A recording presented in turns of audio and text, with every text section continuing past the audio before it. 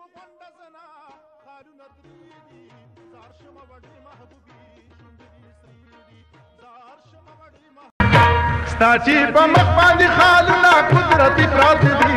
درته د باغ ګلونه واړه سلامي پراته و چې یارانه دې نه کوله و زما و د زړګي د سلامي خاونه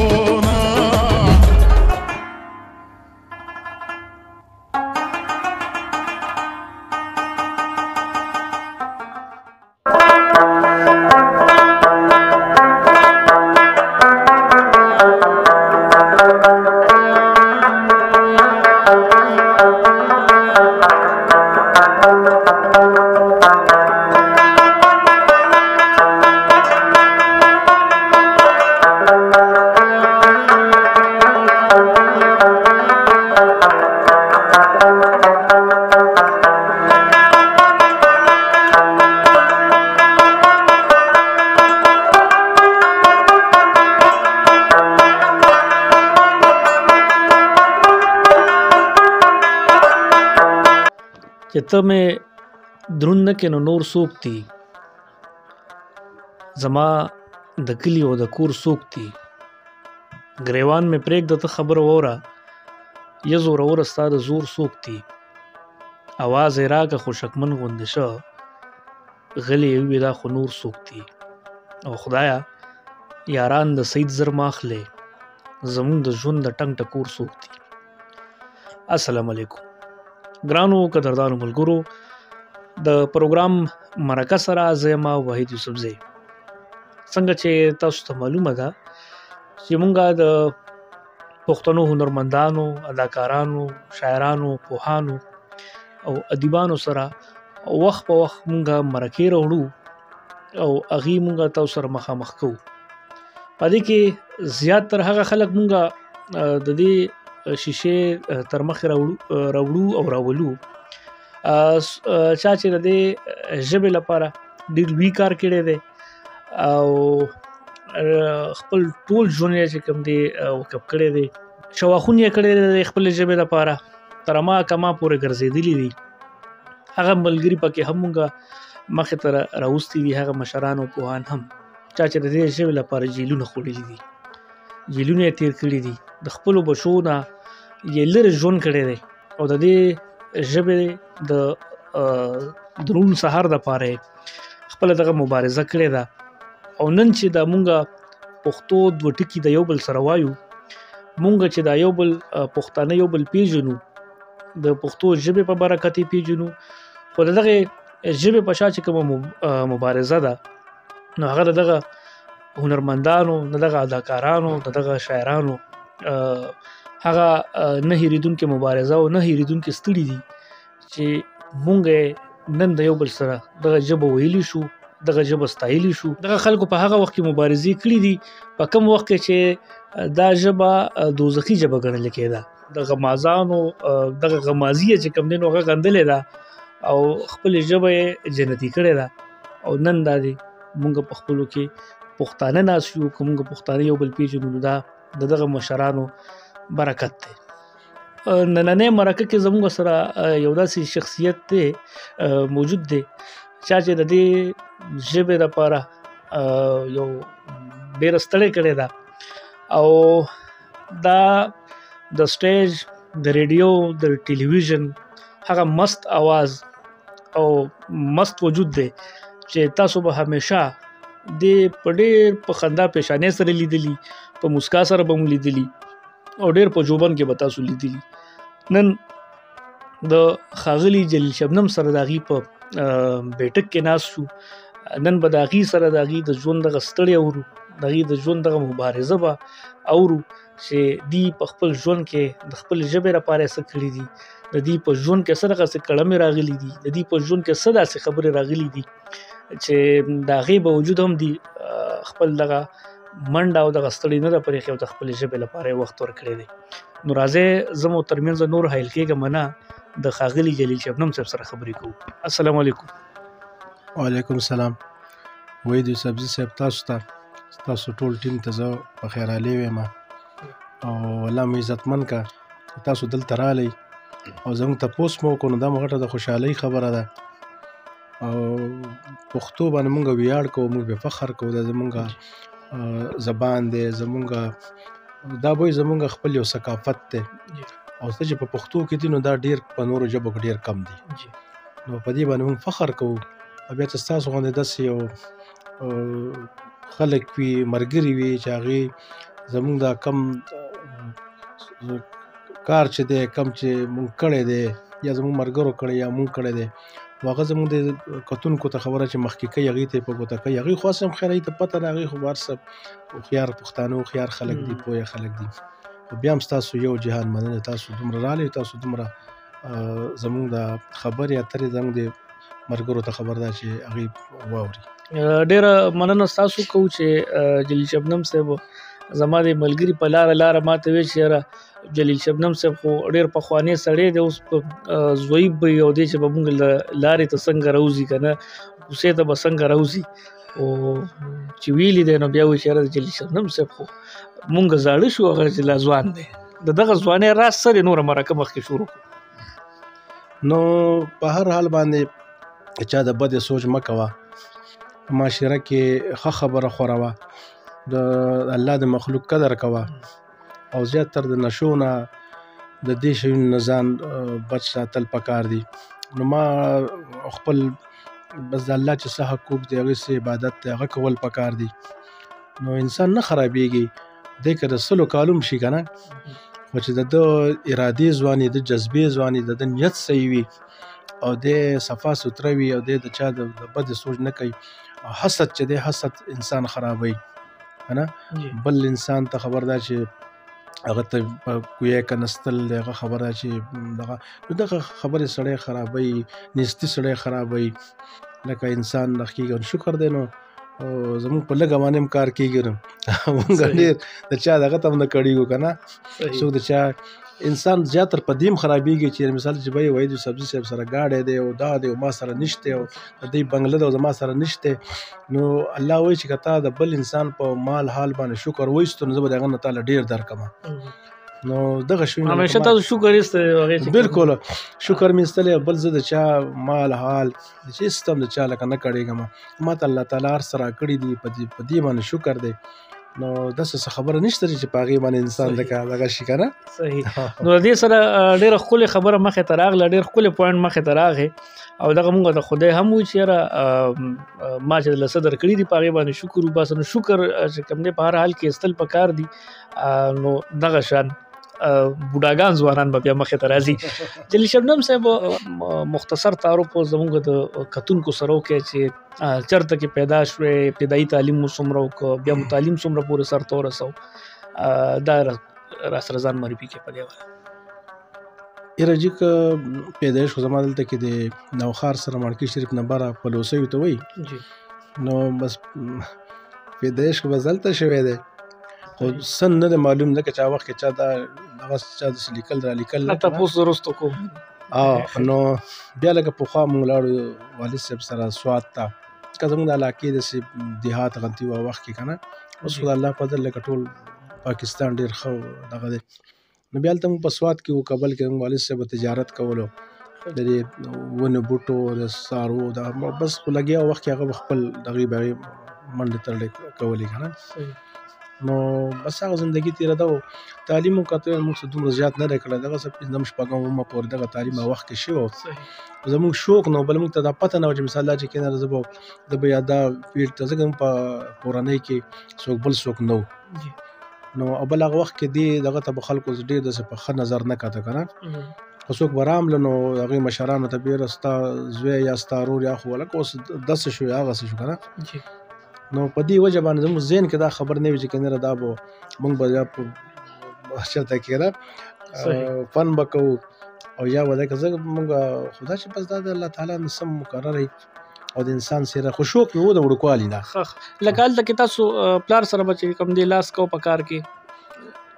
او مونږ سوات کې چې کابل کې او جو مونږ مو سره کوو، نور لکه داسې کسان مسان به هغوی سره لګي او کار مار به یې کولو. صحیح. او په دې کې ژوند تېرېدو نو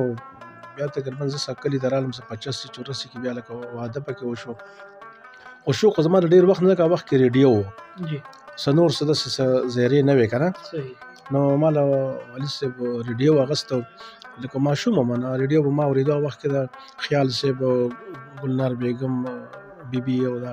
ماجبین بیبي دا ټول دا عدیت الله صاحب دا اوازونه به راتله موږ به اورې خو پوهېدلو پې نه چې څه دي که نه خو موږ زما شوق ډېر زیات و د وړوکوالي نه خو چونکې څه داسې څه ماحول نه و داسې څه دغه نه و نو بیا دغه یو زموږ یو ملګری ولته کې سوات کې نو هغه موږ روټۍ ته بوتلو نو ما ته یې راته موږ روټۍ کې زما وروڼه هم راغلي د اسلام آباد کې پاتې کېږي نو چې موږ هلته کې رالو نو چې موږ روټۍ وخوړه نو ما ورته ویل بس موږ به لاړ شو که نه ما ته پته نه وه چې ده چېرته کې کسان راوستي دي د کیسټو میسټو والا یې راوستي دي او هغه داسې او بل هغه سازونه مو هغوی دغه لاندې ایښلي وو موږ ته پته هم نه وه که نه نو چې زه پاسېدم نو ما ته یې چې چېرته پاسې د مېلمانه راغلي دي نو ما ورته ویل مېلمانه څه له راغلي دي وی دا خو دغسې راغلي دي دوی بیچاره موږ له ما لکه زه خو په دې شیانو نه پوهېږم او دا 1980 خبرې ده که نه زه خو په دې پوهېږم هم نو دغه نه خیر خو هغه بیخي ما ته هارون بیا ما ته چې دا کس ته نه پرېږدي دی دومره تا دغه نو راشه وکوله صحیح نو بس هغه وخت کې هغه رباب ستار منګي هغه پروګرام هغه مو ریکارډ کړو یو دوه پروګرامونه مې ورته ریکارډ کړه وخت کې هغوی دا کو بیا د هغې نه خبره چې لکه والد صاحب نه ما لکه پټ دا دغه کولو ځکه چې هغه لنګ هغه ماته څه وی نه لکه اوس تاسې درو خبره کوو چې ما باندې خبره چې دا ما باندې هېڅ فشار هم نه و لکه ما ته والد صاحب چې په خپل ځای کې هر څه کې لکه خپل ځای کې خپل بیټک حجره کې چې څه کوې کوه خو بار به نه ځي بار به پسې نه ګرځي که نه لکه ما باندې والد صاحب د طرفه یا د نورو طرفه داسې څه خبره نه وه چې کنه ته داسې مه کوه داسې یا داسې هغسې خو بیا هم لکه مونږ خو پښتانه خلک ول مونږ خو کوم زما بچي چې زما نه لکه شرمېږي که نه لکه امیر د دغه د خبره ښه پروګرامونه کوي دغه کوي خو زما په مخ کې خو هغه خبرې هم نه کوي صحیح که نه همداسې مونږ هم د والد صاحب مخ کې لکه د اوسه پورې چې څومره ما فن کړی د ما والد صاحب په مخ کې یا د مور یا د نور مشرانو په مخ کې ما یا ماماګانو یا ترونو په مخ کې ما دغه نه دی کړی ځکه چې موږ لاسه شرم ورته راځي که نه نور خو دنیا لکه هغې زما پروګرامونه ګوري په ټي وي باندې په ریډیو په هر څه باندې ګوري نو بس بیا پکې واده وشو دلته کې موږ رالو نو زه پکې بیا فلم ته لاړم لاهور ته 1988 داسې هغه و دلته کې دا فلمونه وخت فلمونه لکه ډېر عروج باندې او ډېر ښه دغه و نو ګلنار بیګم به راتله خیال صاحب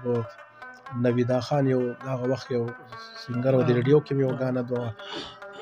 د هغې سره بیا لکه ما بس شوق نه رباب پلی کوو که نه زه بلته کې جانزیب نوشیري چې و ده به ځان سره بولم داسې په شوق نه تلم که زه خو ومه سینګر خو به ده به ځان سره بوتلم نو بیا دغه فلمي ګانې به مونږ کولې او په لاهور کې مونږ وو چې دلته که زه رالم نو بیا زه راشم بیا ټي وي ته لاړ شه که نه زه په لنډو یې ته ویم ځکه چې بیا وخت په باندې ستاسو ډېر زیات دغ کېږي نو داسې خو په منځ کې ډېرې خبرې دي ډېره زندګي ده خو زه شارټ کټ وی که نه بل کتونکي وایي چې ته پکې همیشه د ماضي خبرې کوې نو نوي خبرې پکې کوه که نه ډېرو ملګرو راته وي یاره ته د ماضي خبرې کوې ماضي کې داسې او داسې اوس نه وي خوان خاص وایي جلیل شبنم صاحب د ماضي خبرې خوان کوي ریډیو ته کوم وخت کې لاړې ریډیو ته تقریبا دغه 1986 دغه ټي وي ریډیو ته زه په یو دغه کې تللی وم دا خبره موږ دې پورې کوله چې زه لاړم ټي وي ته هم چې ټي وي ته لاړم نو هغه وخت کې ټي وي په ګیټ لکه اوس هم څوک نه پرېږدي خو ډېر زیاته پابندي وه بخښنه غواړم د خپله خبره یاد ساتئ خو لکه زه مینهوالو ته زه یو خبر وکړم لکه خیال محمد صاحب ته وایي چې ته ریډیو ته څنګه راغلی وې که نه نو زه په خرګاډي کې که پسې کې راغلی وم بیا دغه ته شینو ماما نه یو ورځ تپوس کېږي ته ریډیو ته یا ټي وي ته څه زه په رکشه کې راغلی وم که نه زه هم رشکه کې تللی وم لاړم هغه وخت کې ارزاني وه او د خندا خبره دا ده چې زه یو پیره دا خبر رانه بیا ګاډي وړي کېږي تاسو پکې نور دغه کې خو یو پیره زه ریډیو پاکستان ته تلم ما هغه رشکې ولته ما سټیشن ته بوځم نو هغه زه په مخه کړم نو د ریل ګاډي سټیشن ته یې بوتلم ریلوے سټیشن صدر کې نو ما ته چې که نه هلک ما وخت کې هلکانو ما ته چې راځئ کوشئ نو ما ته ما وخت کې ما خلک 2 روپۍ کس داسې هغه چارج کولو که نه کرایه نو ما ورته دا چېرته تا راوستم نو تاسو کراچۍ ته ځئ نو ما ورته د کراچۍ ته نه ځم ما هر زه ریډیو پاکستان ته ځم د ما ته خو داسې به دې ویلي که سټیشن نو ما خو سټیشن خو دغه یو سټیشن دی که نه نو هغه ټي وي ته موږ لاړو بس هغه داسې یو کړکۍ لګېدلې وه هغې کې یو سوری و لکه دننه به نه شوې تلې هغې کې یو کس ناست و نو ما ورته دغه کړو نو کوم پاچوي الله دې وبخي هغه نوم زما نه اوس دغه شو نو ما ته وایي چې جی څنګه خیر دی نو ما ورته ویل زه راغلی یم چې ته څه پروګرام که نه نو بل یو کس سره ناست و نو هغه ته چې او دا خو دې زه پېژنم دا خو ډېر مشهور کس دی او دا خو ډېر دغه دی که نه ما سره د فلم هغه کارډ و ما ورته هغه مو خو زموږ له لاهور کې جوړ کړي نو هغه پروډوسر ته ټلیفون وکړو چې داسې یو کس راغلی دی د فلم دغه دی موزیشن دی لکه دا پته خو ته نه وه نو هغه چې ټلیفون وکړو نو زه فرمان صاحب الله دې له زندګي ورکړي ډېر ښه اعظم صاحب رول دی که نه نو هغه زه خبر ده چې لکه ورته وي دننه را پرېږده چې دننه لاړم نو هغه سره څه مېلمانه هم ناست نو ما ته وایي چې ته داسې کار وکړه ته زموږ بل دغه ته به ریاسل کېږي وږمې پروګرام به ریاسل موږ به ریکارډینګ کولو 1985 خبره ده نو ته هغې ته راشه نو تا نه به زه ریکارډینګ وکړم ته چې راووتم مهر دا خو ډېر ګران کار دی دا مړه څه لانجه ده لرې که نو زه یو میاشت 2 میاشتې لا نه ړم نو چې بیا داسې زړه راته وایي چې لږه راشه چکر ولګوه چې صحیح سات چې بیا لاړم نو بیا هم هغه ملګری ناست و هغه ته بیا ټلیفون وکړي بیا هغه کس راغلی دی هغه ته یې رایوله خو لاس نیولی یې راوله او چې پرې نه دی که نه نو زه د لاس ونیوله ونه ته څنګه فرمان صاحب ته مخامخ کړم ما ته لکه ته ولې نه راتلې چې تا ته مې چې بلې هفتې ته راشه هفته په هفته به ریاسل کېدو نو ما ته چې زه بیمار شوی وم که نه نو ما ته چې ښه نن خو بیمار نه یې که نه نن خو زه ټیک یم ګزاره مې شوې ده نو ما ته دا لاس ته راکړه چې لاس مو لږ کړو نو هغې ته چې تاسو ما له یو 5-10 منټ ټایم راکړئ مېلمنو ته وایي او زه دې د ریاسل حاله پورې بیا مو بیا زه راځم نو ما د فرمان صاحب چې ځکه نو ودرېږه څه ووایه که نه چې زه ودرېدم نو لکه خدای شته لکه یبه مو یاره وه ځکه چې د کیمرې پریشر و که نه بل پی ټي وي خو داسې دغه و چې هغه وخت کې خو ډېر کم دغه نو زه چې ودرېدم نو منصر رباعیږان ته مې وویل د یبه ته مې یو ګانه زما ډېره مشهوره ګانه وه الله مولا یا ما واخلې یا واخلې د خپل یار زما نو دا مې شروع کړه چشتي صاحب ګانه وه سوات تاڼې والا الله دې هغوی مو بخي دا چې ما شروع کړم ما ته فرمان صاحب وایي چې هلکه ستا چې دونه ښه اواز و ته کوم ځای وې که نه نو ما ورته جي موږ دلته چا پرېښود وایي نه که نه مړه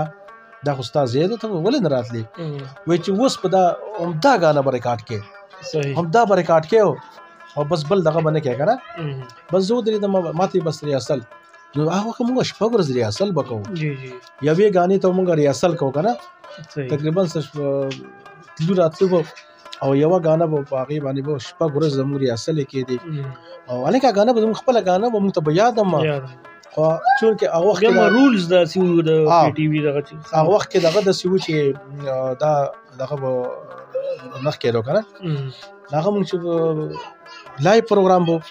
لکه خو ریکارډینګ سیسټم پکې نه و که نه سټیج باندې به سټیج به جوړ و هغې کې به مخې ته خلک ناست دنیا و لایو به ته راتلې و لایو پروګرام به